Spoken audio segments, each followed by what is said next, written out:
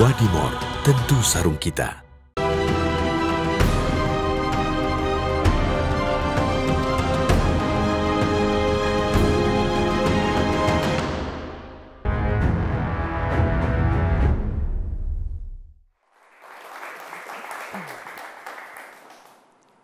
Selamat malam pemirsa, Pilpres 2024 semakin dekat dan suasana atau tensi politik pun semakin hangat.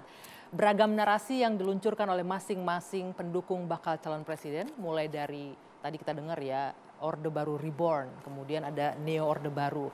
Dan tidak hanya sampai di sana, saling serang, saling tuding pun mulai bermunculan di antara para pendukung. Publik dipertontonkan drama politik, lalu bagaimana kira-kira wajah atau masa depan politik di tanah air? Kita akan diskusikan malam hari ini di Dua Sisi bersama saya, Dwi Anggia.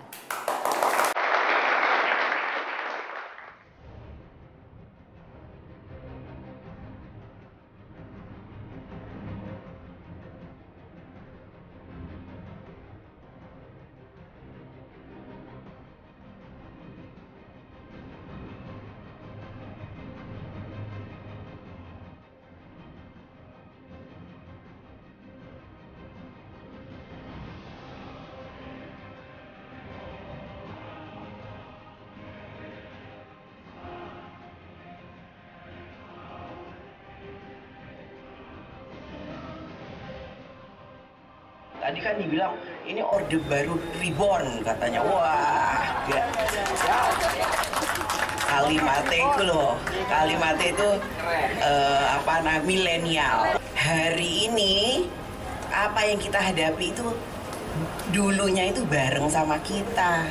Nah, apakah orang yang menuduh kami Neo Orba itu institusinya bersih dari tindak pidana korupsi, ya? Termasuk capres dan cawapresnya. Nah, itu kan nanti akan dipertanyakan oleh publik.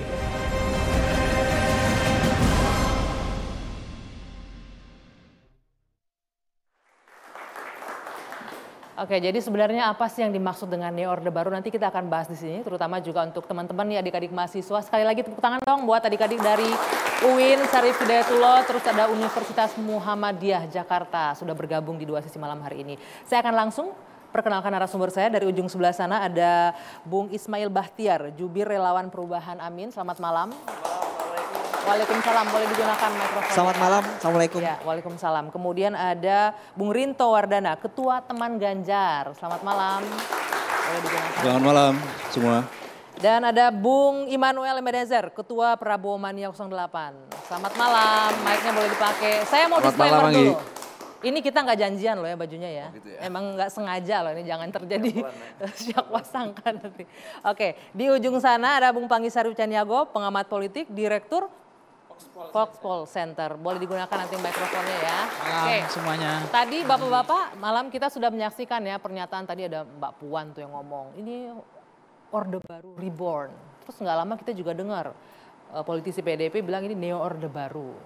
Mas Rinto, boleh dijelaskan ini maksudnya apa yang dimaksud dengan Orde Baru itu siapa sebenarnya? Ya, selamat malam. Kalau kita menyikapi terkait dengan Orde Baru, Neo Orde Baru yang tadi disampaikan itu sebenarnya tidak kaget kita sebenarnya kalau kita mendengar kata-kata ini. Karena kenapa? Kita melihat fakta yang terjadi di lapangan itu di mana kita diperhadapkan pada kondisi ketika sebelum 98. Ada ketakutan, ada bentuk-bentuk contoh-contoh intimidasi yang kita tangkap di lapangan. Kemudian ada kesan bekerjanya aparat penegak hukum, TNI, Polri seperti itu di lapangan. Yang sekarang siapa? Saya mau Anda merasa ketakutan dari kubunya Ganjar merasakan itu? Jadi kan sebenarnya kan gini, kita melihat kemarin itu kan ada Ketua BEM UI, dia mengadu, merasa diintimidasi. Lalu kemudian di kantor DPC-nya PDIP di Solo juga ada sekelompok aparat kepolisian yang saya nggak tahu berjaga-jaga di sana, di mana sebelumnya ini kan tidak pernah dilakukan. Ya. Seharusnya kan kalau ini kita anggap sebagai sebuah kelaziman, sebelum-sebelumnya mereka melakukan hal yang sama. Tetapi kok kenapa pada saat masa-masa Pilpres, di mana eskalasi sedang tinggi-tingginya, aparat kepolisian ada melakukan seperti itu, hadir di tempat-tempat kali untuk meningkatkan intensitas keamanan. Sebenarnya kan begini, kalau kita mengatakan berjaga ini kan yang perlu dijaga kan ada banyak nih. Apakah di kantor DPC PDIP di Solo itu ada sesuatu yang mencurigakan, yang mana bisa kita tafsirkan ada kegiatan melanggar hukum misalnya, ya itu hal yang wajar, nggak ada masalah. Tapi Anda merasa terintimidasi PDIP? Seharusnya tidak perlu ada di situ karena semuanya kan baik-baik saja. Kecuali misalnya ada pertengkaran di antara sesama kader PDIP di sana, ya silakan kepolisian datang sendiri. Lalu kemudian ini kan beruntut nih. Kecuali misalnya hanya di Solo saja itu terjadi dan di BEM UI ini tidak terjadi, ya kita mungkin masih menganggap hal yang wajar. Tetapi ini kan ada rentetan nih, setelah di Solo kemudian berbarengan pada momentum yang sama juga Ketua BEM UI mengaku diintimidasi. Dan ini kan menimbulkan kecurigaan di antara kita sebagai relawan teman Ganjar. Ada apa ini? Apakah ini shock terapi buat kita supaya kita tidak macam-macam, tidak bersuara atau melakukan kampanye politik ke grassroots atau seperti apa? Apakah kita harus dipaksa diam untuk berhenti untuk mendukung capres kita atau bagaimana? Kan itu yang kita curigai. Kenapa harus seperti ini yang terjadi? Sebentar, tapi curiganya ke siapa sih? Saya penasaran. Ini curiganya kemana berarti? Ke polisinya berarti atau kemananya? Jadi gini, sebenarnya kan kalau kita melihat, kita mau harus jujur pada diri kita sendiri. Bahwa di capres sebelah itu kita lihat sedang gencar-gencarnya kedekatan antara Pak Jokowi dengan Pak Prabowo itu kan kita lihat. Itu saya akui benar, ada. Seperti itu. Nah, sementara kita tahu bahwa Pak Jokowi itu pemegang kekuasaan tertinggi, baik itu kepolisian, TNI juga kan ada di bawah supervisi beliau. Nah, itu yang membuat kita, sementara Pak Jokowi ada cenderung ke pihak Pak Prabowo, lalu kemudian terjadi yang di lapangan seperti ini. Lah ini apa? Pak Jokowi itu PDIP loh. Ya, tapi kan fakta yang kita lihat sekarang ini kan seolah-olah ini. Apakah kesan ini diciptakan seperti itu seolah-olah sudah tidak bersama dengan PDIP atau tidak? Tetapi kami sebagai relawan kami melihat bahwa Pak Jokowi sedang tidak bersama dengan perahu kami, kan seperti itu. Beda perahu. Apakah ini juga dirasakan oleh pihak dari kubu Amin? Atau cuma PDIP aja yang ngerasa? Saya rasa bukan hanya kubu Ganjar, kubu Amin, tapi hampir seluruh masyarakat merasakan itu, Mbak. Saya ingin berangkat dari sejumlah peristiwa politik. Jadi ini bukan satu kasus yang baru terjadi hari ini. Ada peristiwa-peristiwa yang menjadi rentetan persoalan-persoalan politik yang kemudian kita anggap ini isu tentang Neo Orde Baru bukan isu yang baru. Di 2019 ketika menjelang masa pelantikan, isu ini muncul. Di mana ada ketakutan masyarakat jangan sampai keluarga presiden ikut terlibat dalam politik dan itu terjadi. 2019 kalau tidak salah itu dari kubunya Pak Prabowo menuju yang menyampaikan ke Pak Jokowi pada saat itu. Secara substansi bahwa memang isu tentang Neo Orde Baru ini ada, nyata adanya. Dan jangan mempersoalkan persepsi publik. Ya, saya ingin sampaikan bahwa ternyata akhir-akhir ini yang kita lihat, sebutlah misalnya keputusan Mahkamah Konstitusi yang baru-baru ini, Mbak Anggi. Di mana meskipun sudah ada obat, meskipun tidak menyembuhkan perasaan masyarakat, ya saya merasa bahwa publik hari ini dipertontonkan dengan contoh yang mohon maaf saya harus sampaikan. Ini adalah contoh yang tidak baik bagi demokrasi kita ke depan. Ya saya bersikap di mana kemudian pihak Amin menyadari bahwa apa yang sebenarnya diberikan Majelis Kehormatan Mahkamah Konstitusi terhadap putusan pemberhentian itu kurang. Kami mau ada sikap tegas dari Hakim Ketua MK mengundurkan diri. Kenapa? Karena ini persoalan etik, persoalan yang memunculkan antara ipar, ponakan dan ponakan. Iya, kira-kira begitu. Nah, ini peristiwa yang kemudian berentet. Akhirnya Mbak Puan dan PDIP memunculkan isu ini. Dan mohon maaf saya harus sampaikan, yang paling tahu isu ini adalah mereka. Kenapa? 9 tahun mereka bersama. Mungkin nggak tiba-tiba memunculkan ini sebagai narasi yang baru. Padahal 9 tahun mereka bersama. Jadi persoalan yang disampaikan Jokowi pada HUT Golkar kemarin, menyampaikan bahwa jangan-jangan ini ada drakornya, ada dramanya, saya yakin itu diketahui siapa sutradaranya. Sampaikan saja kepada publik bahwa memang ini sesuatu yang kami desain dari jauh-jauh hari sebelumnya. Siapa tuh kira-kira? Iya, kita nggak tahu siapa orangnya. Coba dijawab dikit sebelum saya ke Bung Noel. Kan 9 tahun bersama, kok sekarang malah nggak tahu katanya tadi Mas Ismail. Saya secara pribadi memaklumi sebenarnya. Karena memang saya ini 2014, 2019 saya ini bersama dengan Bang Noel kita sama-sama pendukung Jokowi. Dan kita tahu bersama bagaimana kita bekerja keras untuk memenangkan Pak Jokowi. Dan tentunya ketika kami sedang berharap Pak Jokowi itu ada di perahu kami, tetapi sikapnya itu tidak jelas. Bahkan kami menyimpulkan Pak Jokowi sedang meninggalkan perahu ini, di mana dia dibesarkan sebelum-sebelumnya. Apakah karena meninggalkan perahu ini terus kemudian muncullah narasi-narasi, wah ini neo orde baru, Tetapi enggak juga, karena begini, tadi sudah sempat disinggung, kita tidak bisa berandai-andai. Yang kita bicarakan di sini adalah fakta yang terjadi di lapangan. Itu yang kita lihat. Ibarat ada seorang yang kencing di celana, kita lihat basahnya, tetapi yang merasakan hangatnya kan dia. Kan begitu. Nah, yang kita lihat ini yang kita pungut informasi-informasi ini adalah apa yang terjadi di lapangan. Tadi sudah disebutkan mulai dari rentetan putusan MK, lalu kemudian apa yang terjadi di satroninya kantor DPC PDIP Solo, lalu kemudian ada intimidasi terhadap ketua BEM ini. Tapi fakta bahwa Anda 9 tahun bersama bareng Pak Jokowi karena sudah akan ditinggalkan terus akhirnya muncul tudingan itu? Tidak, sebenarnya kan tidak juga. Tudingan ini muncul karena ada peristiwa yang memantik itu. Okay. Kalau tidak ada hal seperti itu, kan sebelumnya juga tidak ada. Kita tidak pernah melempar isu itu ke publik. Karena memang tidak ada yang memantik. Karena ada rentetan peristiwa dan fakta itu. Oke, Bung Noel nanti dijawab. Kita jeda dulu. Jangan kemana-mana pemirsa, kami akan kembali. Usai jeda saat lagi, tetaplah di Dua Sisi TV One.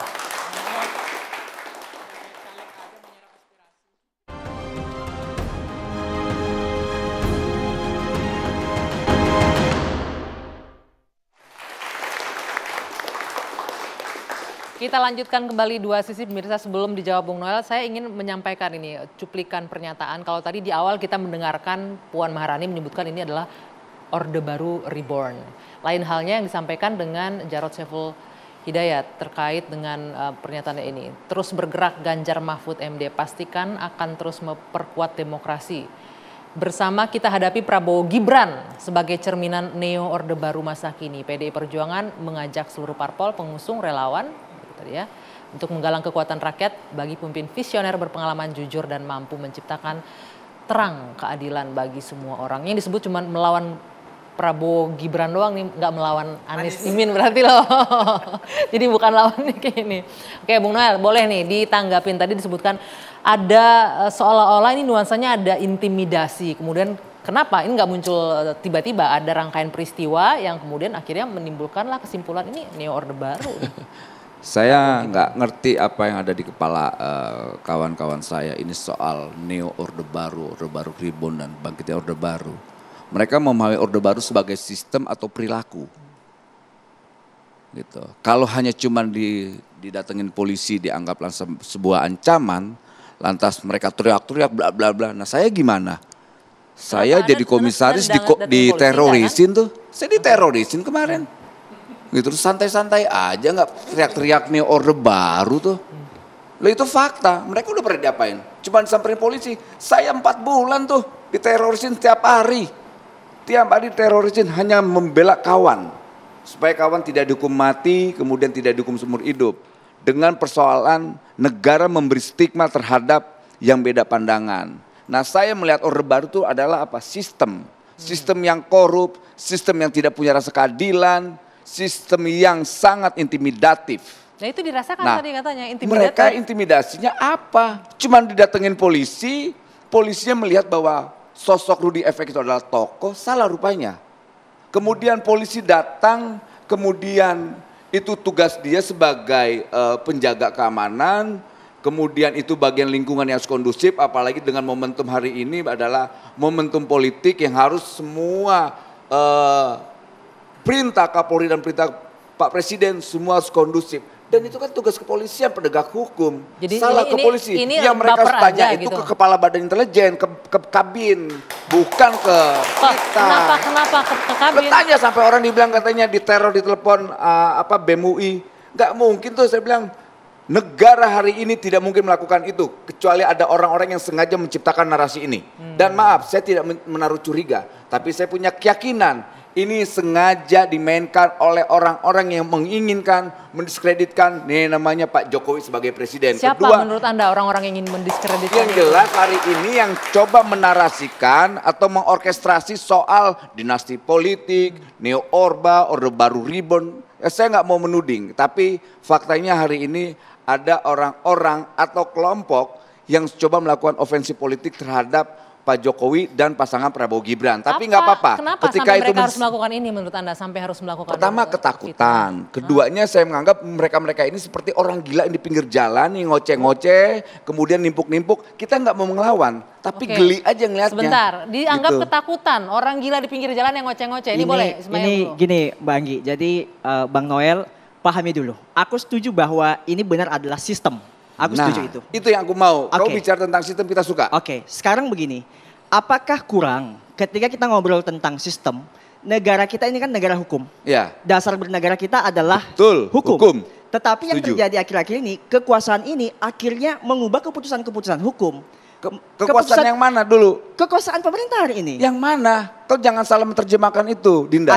Itu tidak baik. Adanya keputusan hukum yang mengubah, menggolkan bagaimana salah satu cawapres masuk sebagai salah satu kandidat. Bukankah itu perubahan hukum? Ini Enggak, yang saya itu maksudkan kau jadikan dasar untuk ini yang saya memframing maksudkan bahwa sebagai- gini. Ini, bentar Bang Noel. Ini yang saya maksudkan bukan sebagai ketakutan, justru ini kekhawatiran kita, kemunduran demokrasi bagi kita generasi muda. Kira-kira seperti itu. Jangan sampai persepsi kita ke depan, ini kan digaungkan di kubunya Bang Noel bahwa sebentar bagaimana kemudian anak-anak muda diberikan ruang, tapi ternyata itu anak muda dengan privilege tertentu. Dan itu berdasar daripada keputusan MK yang jelas-jelas dari hasil keputusan MK kemarin, ini adalah keputusan yang secara tidak langsung melanggar kode etik. Oke, Kira-kira begitu. tapi kan sebentar, saya ingin menangis dulu. Tapi kan nggak bisa disalahin kalau seseorang punya privilege ya kan bukan salahnya dia juga pada akhirnya. Setuju Mbak Anggi. Cuma pertanyaannya, dari 100 juta anak muda Indonesia, ada berapa sih kita yang punya privilege? Lalu kapan kesempatan itu diberikan kepada orang-orang yang ada di ujung timur dengan prestasi yang baik, dengan rekam jejak yang kompeten, hanya sebatas memasukkan bahwa pernah punya pengalaman sebagai kepala daerah, itu tidak lantas menjadi evaluasi yang cukup. Menurut Anda nggak kompeten, nggak berprestasi? Calon Bukan nggak wapresnya? kompeten, bukan nggak berprestasi, tapi ada banyak ruang anak muda yang lain dengan kompetensi yang mumpuni, tapi sayang sekali dibatasi oleh keputusan MK yang barusan diputuskan Oke, boleh itu. ditanggapi. Kau sadar tidak? Pembatasan umur 40 tahun itu bentuk perilaku korup yang dilakukan oleh polisi tua. Kenapa kalian tidak berani kritik itu? Bang Noel, Kau kritik itu baru kau objektif. Gini, saya boleh tidak suka dengan keputusan itu, tapi Gibran adalah harapan hari ini. Sebentar, Pak Anda Jokowi tidak suka melakukan- dengan keputusan itu? Saya juga nggak suka, Oke. tapi ini adalah sebuah harapan. Anak muda yang punya keberanian, berani tampil dalam posisi untuk ikut dalam kontestasi politik, mengambil posisi eksekutif di tingkat nasional. Tetapi ini, Ini jadi yang gini harus Bang kita Noel, maksud saya. ini saya boleh Kita tambah dulu. gaungkan. kontestasi ini Oke. tidak objektif. Tidak objektifnya di Tidak mana? objektif. Karena apa? Kita melihat yang mendapatkan manfaat terbesar dari keputusan yang dilakukan oleh majelis di Mahkamah Keputusan Konstitusi perkara itu 90. adalah Gibran itu, di mana kita Gibran melihat kenapa? secara sistem. Makanya kan saya katakan bahwa yang bobrok ini, yang terjadi saat ini adalah soal sistemnya. Yang mulai mengarah kepada Orde Baru, lalu kemudian perilaku juga. Ya ini sudah, kan tugas perilaku. kalian lawan itu, Jadi dua. sistem itu. Nah itulah yang kita lakukan. Kita melawan itu dengan cara ada yang mengajukan judicial review kembali terhadap putusan yang sudah ada. Karena ini tidak fair. Permainan kita sekarang ini sedang tidak fair. Karena Fair apa? menurut Ada kamu. pengambil keputusan Bos. terbesar, yaitu Pak Oke. Jokowi yang menjadi patron politik Cara daripada berpikir capres Rinto Prabowo. ini, itu Gitu cara loh. berpikir Ini orang yang tidak tua, fair. polisi Seharusnya tua yang korup. kalau kita Begitu mau akhirnya berpikirnya status Kalau- quo. kalau kita Coba mau kalau bertanding berpikir secara progresif, fair, kau Pak pasti akan Prabowo mendukung namanya Prabowo Pak Gibran. Jokowi ini Bergantian. mundur dulu Ini dia penting. dari gelanggang. Bung Rinto, supaya kita bertanding dengan Bung fair. Noel, Kita Bung kawal Rinto harapan sebentar. ini. Kayak gitu, Bung, bro. Harapan Bung ini Noel, harus Bung kita Rinto kawal. sebentar. Ini penonton di rumah nggak akan bisa mendengarkan kalian berbicara karena barengan ya. Jadi harus bergantian ya. Untuk menurunkan tensi sebentar, Bung Pangi, coba minta sedikit komentar Anda terkait dengan tudingan Neo Orde Baru, Neo Orde Baru Reborn. Dan ini fakta saling tuding nih, karena 2019 narasi ini sempat muncul ke kubunya Pak Prabowo, dari ke kubunya Pak Jokowi oleh Pak Prabowo waktu itu 2019. Sekarang berbalik. Ini mic-nya udah hidup belum ya? Mbak? Sudah, jangan diketok. Udah. ini lautnya gelombangnya udah makin teduh saya lihat. Jadi ini seperti random yang lagi error juga ini sebenarnya. Weh, kenapa? Jadi Ini yang orang kemarin sendiri, di sini ya. posisi sekarang pindah ke sini. Jadi udah saling serang menyerang dan posisinya udah nggak genuine lagi kan sebenarnya. Termasuk buzzer-buzzer itu kan. Kalau saya memang agak susah melakukan itu gitu. Cuma Mbak Anggi, kalau kita berangkat dari model kerajaan dulu ya, feodalisme, nilai-nilai tradisi lama, itu kan mazhab lama yang menggeser raja adalah titisan Tuhan. Ya. Mengkritik raja, mengkritik Tuhan. raja selalu benar. Terus masuk nilai-nilai tradisi baru, mazhab baru, menggeser nilai-nilai feodalisme, nilai-nilai baru. Bahwa raja itu boleh dikritik, raja itu tidak selalu benar. Nah, lahirlah istilahnya demokrasi dengan trias politikanya. Itulah yang kemudian menjadi tradisi kita untuk melahirkan republik, kembali publik kepada rakyat mengkritik, mengawasi dan mengontrol. Nah, di pemilu hari ini, di 10 tahun pemerintahan Pak Jokowi, daya kontrol yang paling saya bisa andalkan hanya PDIP. Yang punya kemampuan untuk mengontrol, mengendalikan, mengimbangi check and balances pemerintahan. Mohon maaf saya sebut dua partai sebelumnya, saya katakan kan hampir pemerintah padahal. Ya, dua partai sebelumnya menurut saya hampir tidak bisa mengontrol itu. Sehingga stempel, coba tunjukkan Mbak Anggi, apa maunya Presiden Jokowi yang tidak teramini zaman sekarang? Coba. Tidak ada yang tidak bisa. Ya. 3 periode tidak teramini. Tapi kan anak presiden jadi bisa. Itu kan alternatifnya. Tapi kan itu bukan 3 periode. Omnibus Law kan, IKN semuanya apapun kan termasuk apapun maunya presiden itu teramini loh. Termasuk artinya apa dengan ini Anda melihatnya apa dengan akhirnya semua kemauan presiden teramini? Ini yang saya sebut bahwa eksekutif happy itu kuat. Jadi ini menjadi penyakit demokrasi, tidak sehat karena tidak ada check and balances. Nah, saya berharap dengan pemerintahan ke depan kalau ada PDIP, itu pemerintahan itu cenderung akal sehatnya jalan. Pemerintah itu berimbang, check and balances seperti Pak SBY dikawal oleh PDIP. Jadi tidak semua hari ini saya jujur ya, saya apresiasi dari pemerintahan Pak Jokowi ada. Tapi yang paling buruk kalau dari penilaian orang luar, capture zoom-nya, orang menilai Indonesia itu hanya 2 saja dari luar itu. Demokrasi, penegakan hukum, itu saja. Meskipun ekonominya bagus, orang luar negeri itu masa bodoh Mbak. Tapi kalau 2 ini penyakit, nggak sehat, itu jadi problem. Data saya kan menunjukkan, ini survei saya 2 Agustus kemarin.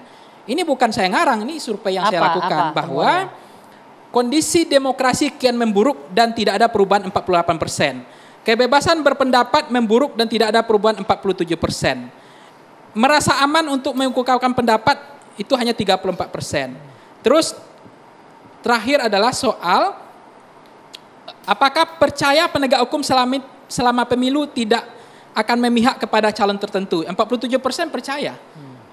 Ini kan agak merepotkan bahwa persoalan netralitas, soal penyelenggara pemilu kita dan demokrasi kita. Artinya kalau dikaitkan dengan pernyataan 2 narasumber saya di sini bahwa ini ada mengarah ke neo orde baru, itu sejalan dengan itu? Enggak, maksudnya bukan hanya itu saja konteksnya, tapi ketakutan kita untuk berpendapat dengan undang-undang ITE saja, itu sudah banyak memakan korban kan. Nah itu pun tidak dihentikan dengan revisi sekarang, itu nggak dihentikan. Siapapun bisa menunggu waktu saja Mbak, siapapun bisa korban, apalagi kasusnya sudah banyak. Nah sekarang ada nggak kekhawatiran orang cemas nggak untuk mengungkapkan pendapat? Itu kan ada ancaman itu. Nah kalau misalnya soal kantor PDIP, soal tadi mahasiswa diintervensi, bahkan ada dulu pengamat kalau kritik keras ke pemerintah itu di take down, beritanya juga ada diturunkan, ada itu. Tapi itu kan konteks bahwa saya mencermati soal regulasi, soal undang-undang termasuk dinasti politik saja, itu juga nggak ada itikat baik Mbak. Contoh, kalau kita mau berdebat hari ini sebetulnya yang namanya MK-MK ini kan hanya gimmick politik saja. Kan tidak menghalangi juga Gibran tidak melaju, tetap aja kapal ini melaju kan. Tapi kenapa tidak ada upaya untuk menyiapkan regulasi pembatasan terhadap dinasti politik, nepotisme supaya pemilu netral. Oke, Bung Noel, ini boleh ditanggapi tadi panjang lebar bercerita tentang politisasi hukum. Ini yang disampaikan oleh pengamat yang melihat dari luar nih ya, melihat kontestasi politik yang terjadi dari sekarang. Oke, saya rasa apa yang disampaikan Bung Pangi itu kekhawatiran yang mendasar ya. Ada ketakutan, keresahan, apalagi ada hasil riset, itu bisa dipertanggungjawabkan secara akademik. Saya rasa apapun kritik hari ini, selama mereka mengkritik kekuasaan, biarkan saja. Karena jangan dibiarkan kekuasaan itu berjalan sendiri dan absolut, akhirnya kita membiarkan yang namanya kediktatoran atau yang tadi disampaikan Rinto itu ada neo orba. Kita kan takut, tidak mau sistem yang sudah pernah kita perjuangkan ini, sistem reformasi yang kita dapatkan hari ini, akhirnya merubah negara yang demokrasi menjadi negara monster yang memakan anak-anaknya. Dan saya tidak mau itu. Dan saya sepakat dengan kritik-kritik sepedas apapun hari ini. Makanya saya nggak peduli kawan-kawan mau mengkritik apapun lah terkait Jokowi apapun, itu bagian yang harus kita pelihara dalam demokrasi. Jangan alergi dengan demokrasi. Ya Anda enggak, Nah, tapi orang yang di pemerintahan mungkin alergi nanti. Ya karena itu kekuasaan yang korup selalu begitu, takut. Jadi sekarang ini kekuasaannya korup? Bukan sekarang, siapapun yang berkuasa. Gitu, makanya saya selalu sepakat dengan kritik lah. Saya tidak mau anti terhadap kritik. Karena biar gimana pun saya lahir dari proses kritik itu. Jadi ketika mereka diam atau saya diam, Bung Pangi diam, artinya apa? Demokrasi sudah tidak ada lagi. Dan kita kan mau. Tapi saya sayangnya kemari-mari orang yang mengkritik Jokowi itu jadi kelompok cengeng, kelompok anak-anak. Berkeluh kesah, tidak bicara tentang gagasan-gagasan yang bisa menjawab persoalan bangsa hari ini. Ya kelompok, kalau bahasa Gus Dur itu kelompok taman kanak-kanak ya kelompok cocoknya. Taman kanak-kanak, Bung Ismail, Bung Rinto, jangan cengeng kalau berpolitik, jangan baper. Ini saya harus sampaikan Mbak, jadi... Oke, sebentar Pak Ismail, ini ada adik mahasiswa nih. Nah ini mau bicara apa nih? Kita bahas Neo Orde Baru. Paham nggak teman-teman mahasiswa di Neo Orde Baru dan kekhawatirannya apa? Sebelumnya saya mau menyampaikan keresahan sih. Kenapa isu-isu ini menjelang pemilu selalu selalu dilontarkan. Mau dikemanakan arah politik Indonesia tentang caci maki, saling tuduh menuduh, itu semuanya. Belum ada sampai saat ini capres cawapres ini untuk menyampaikan adu gagasan, adu argumentasi sebenarnya. Sepertinya. Yang ingin saya pertanyakan, memang persoalan tentang Neo Orba ini, tentang kritik dengan mengkritik. Sampai saat ini undang-undang revisi UTE mau dikemanakan Pak? Oke. Baru kemarin itu baru sampai ke Perkap. Perkap itu kita tahu sendiri, polisi ini parameternya macam-macam di lapangan Pak. Itu keresahan kami yang dilakukan saat ini mahasiswa untuk menyampaikan pendapat, menyampaikan argumentasi, menyampaikan ekspresi yang ketakutan seperti dibentur selalu dibenturkan dengan pihak polisi. Seperti itu. Saya mungkin bisa menjawab itu ya. Jadi ini menarik nih karena pertanyaan saya undang-undang ITE. Jadi gini, kebetulan disertasi saya terkait dengan undang-undang ITE Mas. Memang undang-undang ITE kita itu apa ya? Banyak boroknya gitu loh.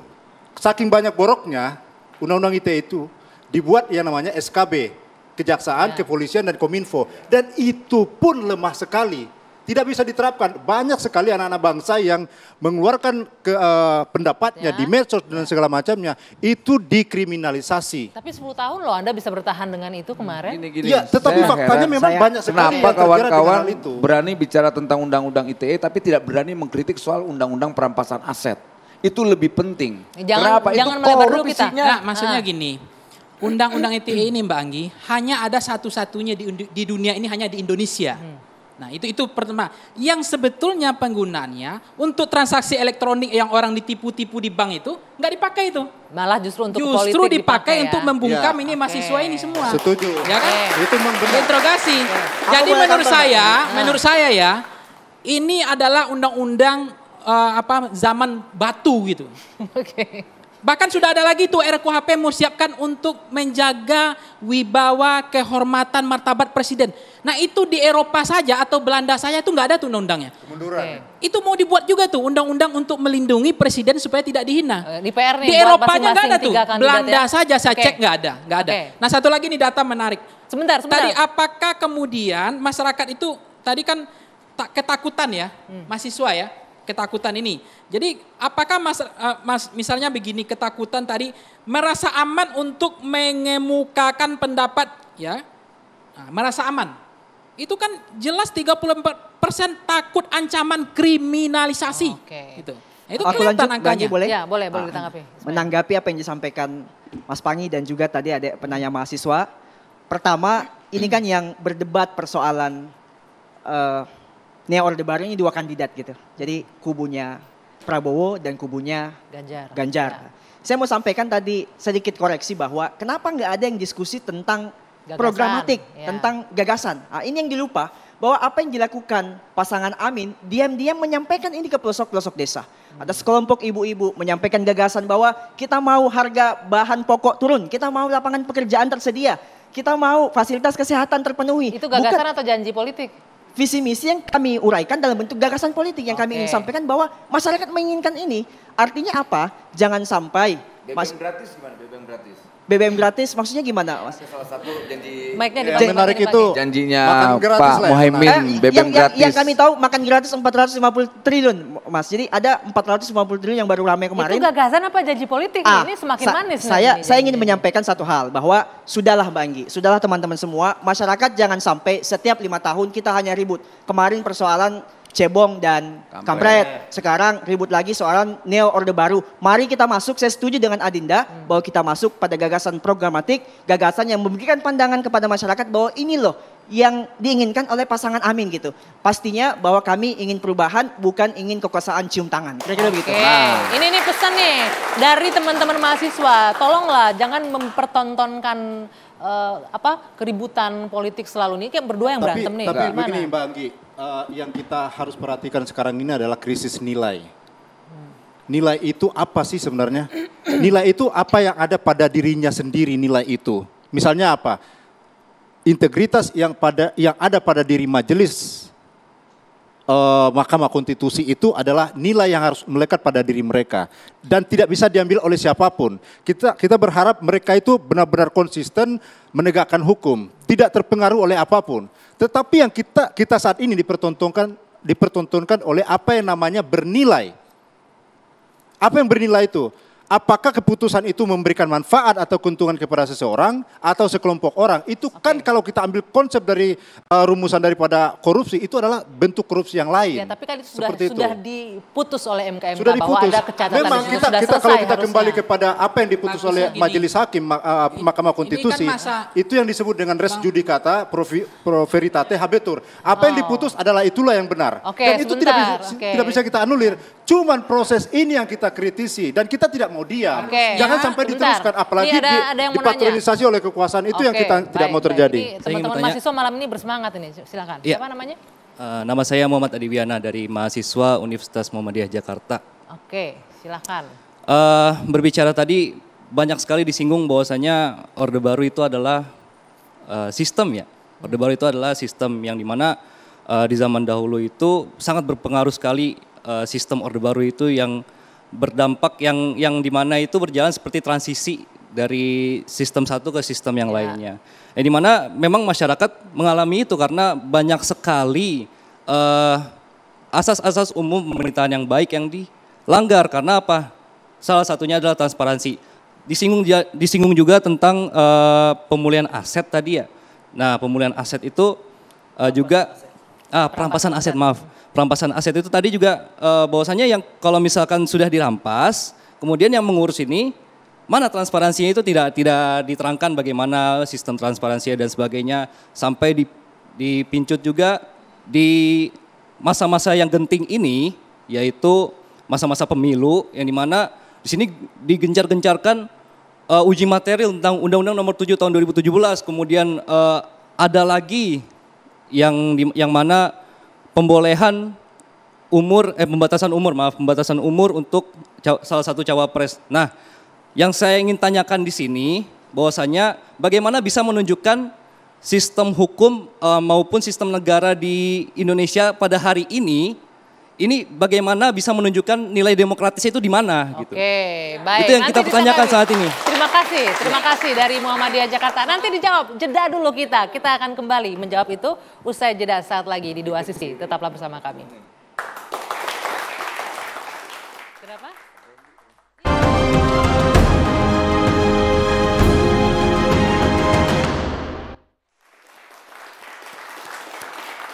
Bung Pangi, boleh ditanggapi tadi soal dari perampasan aset, kalaupun sudah jalan itu transparansinya akan seperti apa? Dan yang kedua soal demokrasi, bagaimana proses demokrasi di Indonesia nanti ke depannya akan seperti apa untuk mereka-mereka ini nih, anak-anak muda masa depan bangsa kita. Nah, soal tadi perampasan aset ya, ini kan pernah saya bahas juga di press room DPR, bahwa ada dalam program legislasi nasional, itu 32, itu prioritas loh. Saya tanya di DPR, sudah dibahas nggak? Dibahas aja belum Mbak sampai sekarang. Jadi konflik kepentingan juga bahwa anggota DPR juga khawatir undang-undang ini kalau jadi, ini seperti senjata makan tuan gitu loh. Sehingga nggak dibahas-bahas juga. Nah, tidak main-main juga. Kalau koruptor itu kan kalau masalah masuk suka miskin kan biasa saja, happy-happy aja kan. Ya aset masih di mana-mana. Tapi kalau Masa iya dimiskinkan bahaya kan, asetnya diambil kan. Jadi masuk penjara bagi politisi itu biasa. Tapi kalau dimiskinkan itu problem. Itu masalah. Nah sehingga itulah yang sekarang di DPR itu nggak mau membahas itu. Kita balik lagi ini transparansi, soal demokrasi dan transparansi. Jadi memang di KPK pun kita juga harus curiga juga. Ini jangan-jangan uang sitaan-sitaan sekarang ini yang katanya di KPK kan tiap hari OTT, kemudian jangan masuk sana karena KPK nggak akan bisa menjawab malam ini. Nah, artinya ya transparansi itu wajib dalam negara demokrasi, itu kunci tiang demokrasi ya. Nah, proses demokrasi itu bisa berjalan dengan baik atau tidak, itu adalah freedom, kebebasan. Karena sumber kemajuan sebuah bangsa dan negara itu ada pada kebebasan. Jadi kalau tidak ada kebebasan itu yang dipotret oleh orang luar negeri itu, silakan Anda bicara tentang ekonomi Indonesia maju, silakan. Tapi kalau soal demokrasi, penegakan hukum masalah, orang nggak lihat lagi, nggak minat lagi gitu loh.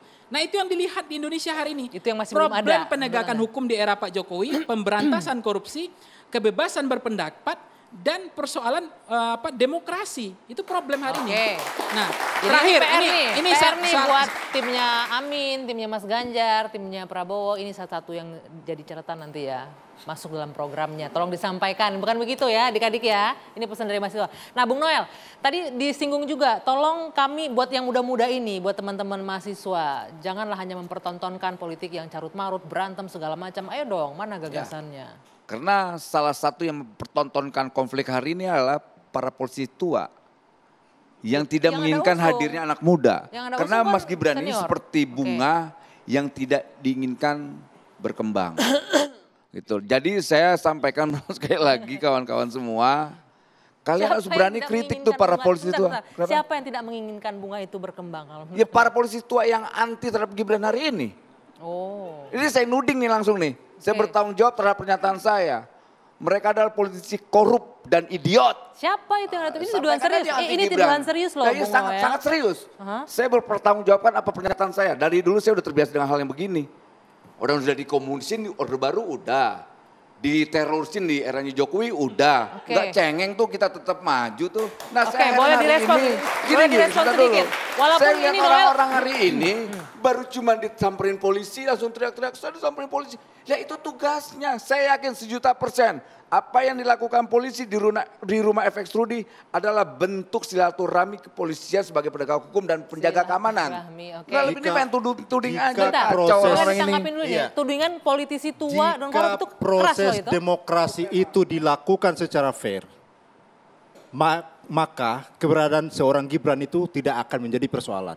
Kenapa Gibran dipersoalkan? Karena ada anasir-anasir yang dianggap tidak adil. Karena kenapa? Ada proteksi, ada dibukanya jalan untuk dia. Sementara kalau kita lihat tadi sudah disampaikan, apakah kurang anak muda di Indonesia yang punya potensi lebih daripada Gibran? Bukan kita menutup hak politiknya Gibran, dia punya hak. Makanya saya kan tidak mempersoalkan apakah dia sudah jadi cawapres tetap saat ini, nggak ada masalah. Kau dukung Gibran gitu kan?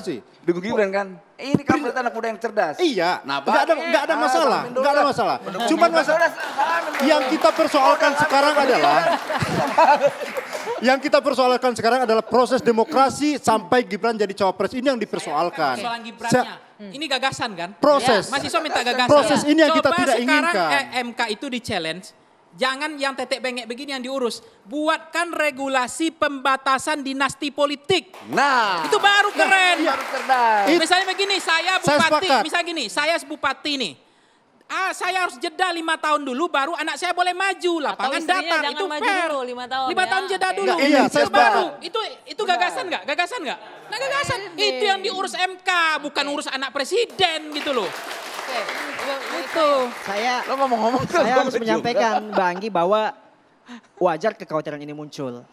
Ya kenapa kekhawatiran ini muncul? Ya karena memang PDIP ini pernah bersama mereka 9 tahun lamanya. Dan bahkan hari ini belum menyatakan resmi mundur dari sana, sehingga wajar. Itu yang pertama.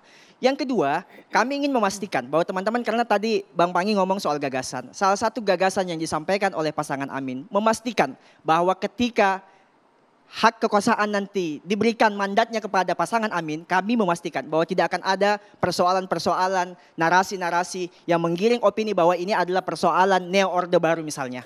Artinya apa? Bahwa yang perlu kita pastikan hari ini selain apa yang disampaikan Bang Pangi tadi adalah yang terpenting adalah netralitas. Maksud saya makan siang di istana itu bagus, itu contoh yang sangat baik. Tapi mesti dipastikan bahwa makan siang itu jangan sampai seperti ibu-ibu.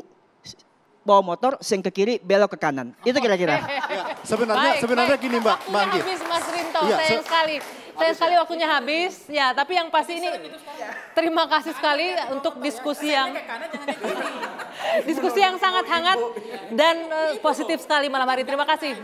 Bapak-bapak susah ya disuruh diam ya. Oke, yang pasti kami berharap seperti yang tadi disampaikan oleh teman-teman mahasiswa. Mudah-mudahan kita disuguhkan dengan tontonan politik yang sehat, yang memberikan atau menjanjikan masa depan yang bagus untuk bangsa ini.